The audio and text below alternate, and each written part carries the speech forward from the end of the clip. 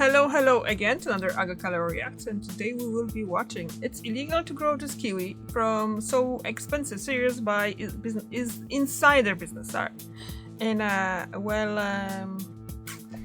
do like kiwis, and I'm presuming from the first shot of this that it's about gold kiwi.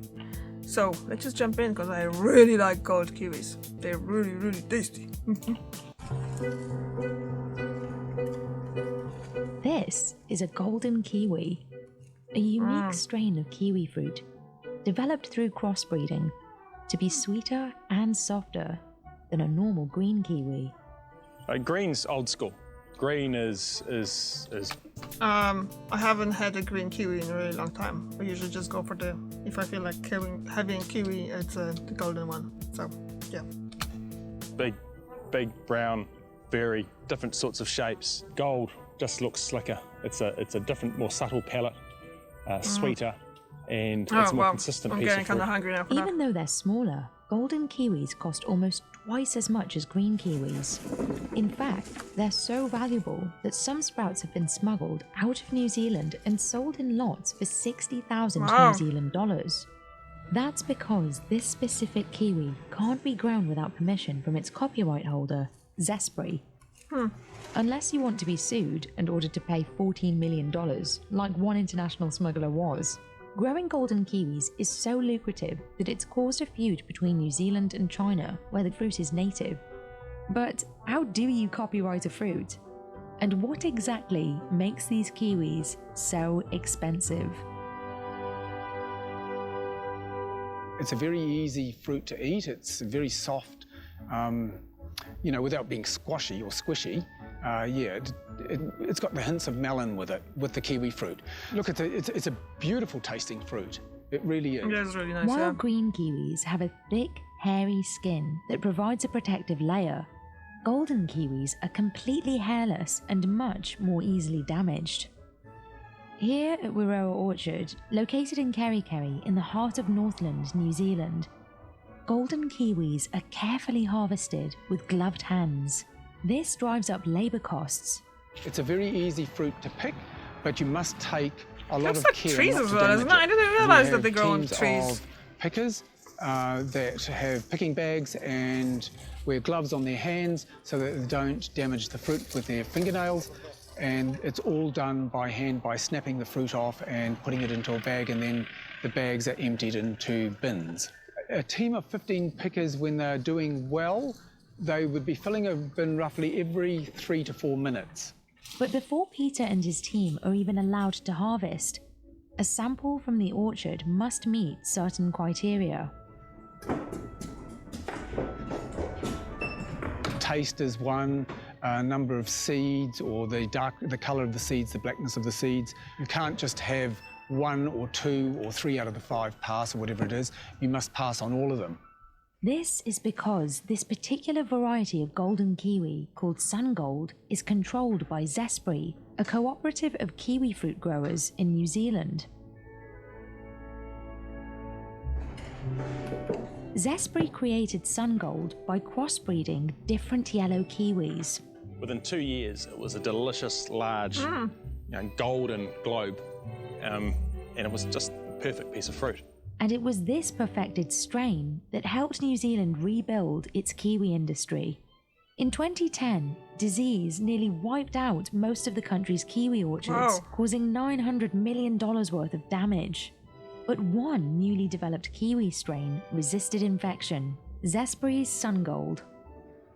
Sungold quickly became popular for its consistently sweet taste and has proved more profitable than its green counterpart.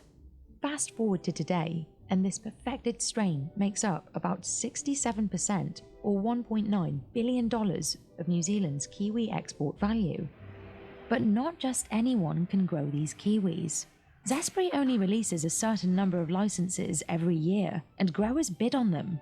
In 2022, the median price for a Sungold license hit $801,000 per hectare. Wow. We have IP protections around who's able to grow it and who shouldn't be growing it.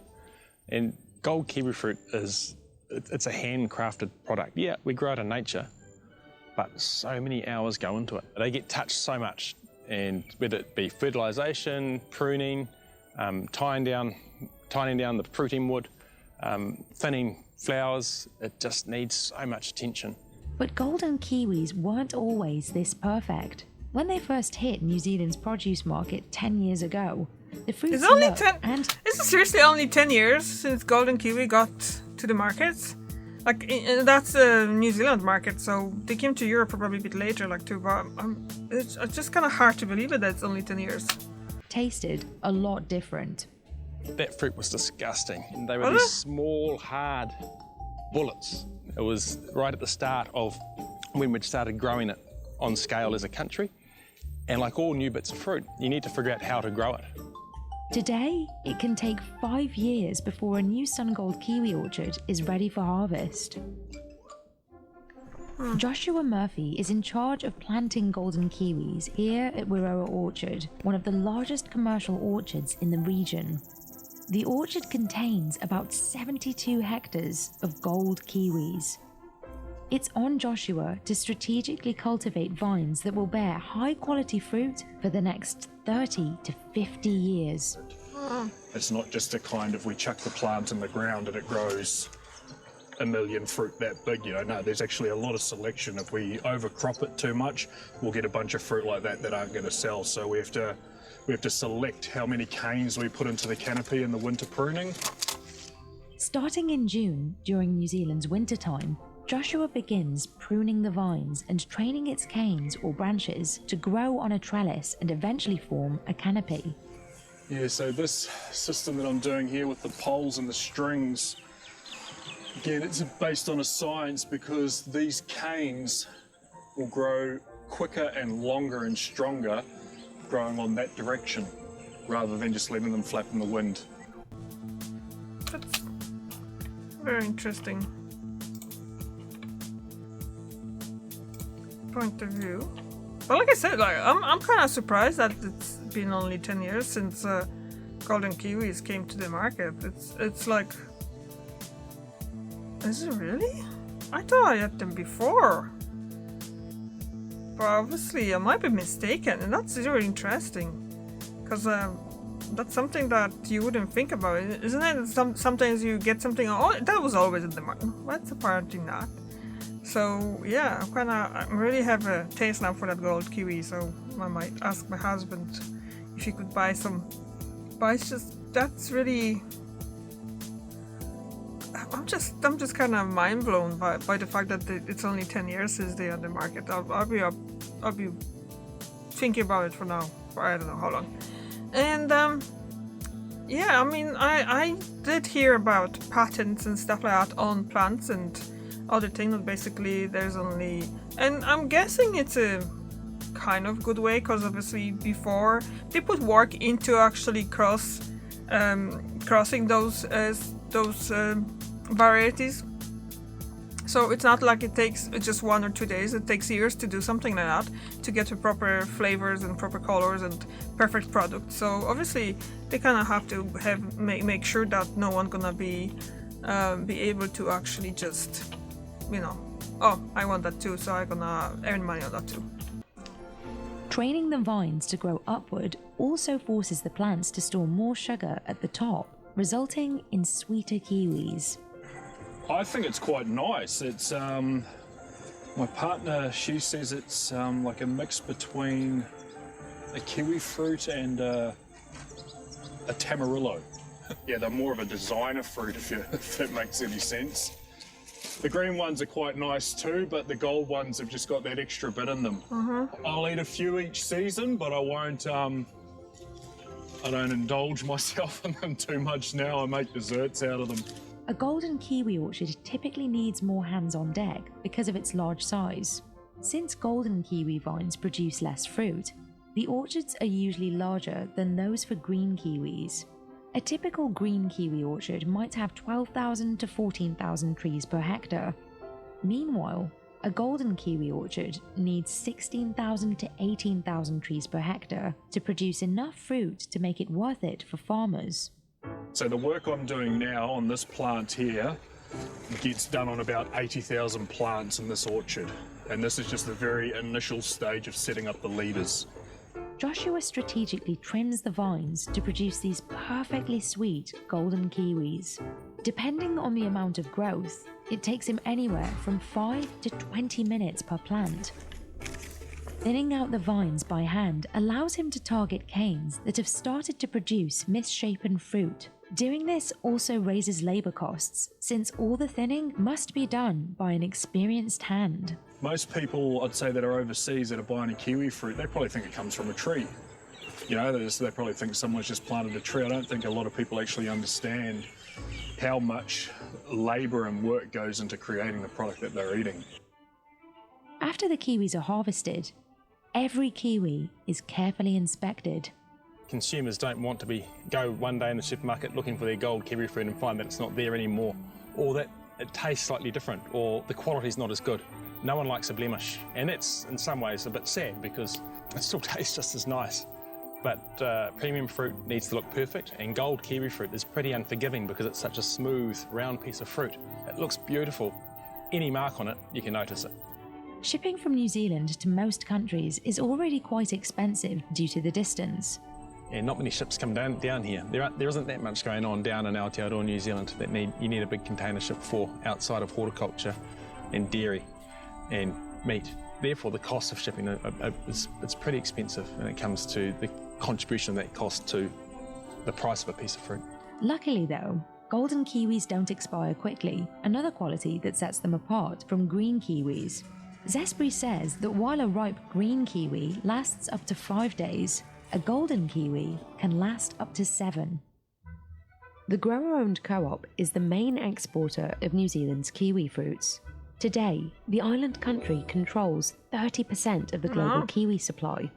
In a way, Zespri's coordinating all those efforts of New Zealand kiwi fruit growers into a coordinated breeding program, and it's one of the larger breeding programs in the world when it comes to horticulture. And as a result, we get these beautiful pieces of fruit. But it is a lot of work to get to that end point of a beautiful piece of gold kiwi fruit in the supermarket. However, after a kiwi grower successfully smuggled sun gold sprouts overseas, a number of illegal orchards popped up in China. Zespri has attempted to regain control of its golden kiwi strain, but it may be too late.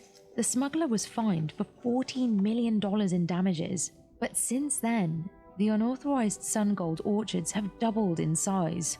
Ironically, kiwis originated in China, where they're known as gooseberries.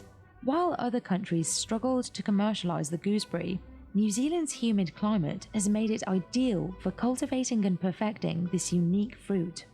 And now, New Zealand's golden kiwis are still the, well, gold standard. I actually went to Myanmar a few years ago, which is next to Vietnam and that. And I went in the supermarkets there and I saw the kiwi fruit there. And this was just after we'd finished the harvest, you know, it had the Zespri sticker and stuff like that on it. So it's actually pretty cool to see that it's an international product, especially coming from New Zealand, you know. For a little country with not much of a population down the bottom of the earth, we produce some pretty good stuff. True. That's true.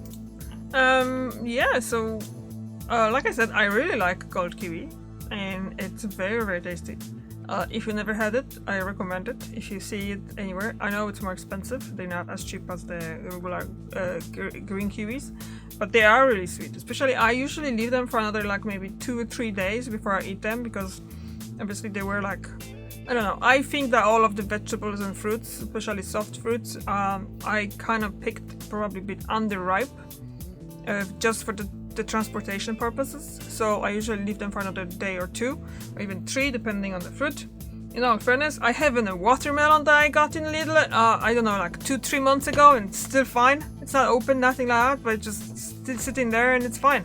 I don't know what's going on with that, but okay, that's what it is. So yeah, okay. Did you ever had the gold kiwi? What did you think about it? Thank you very much for watching. I'll see you tomorrow. Bye.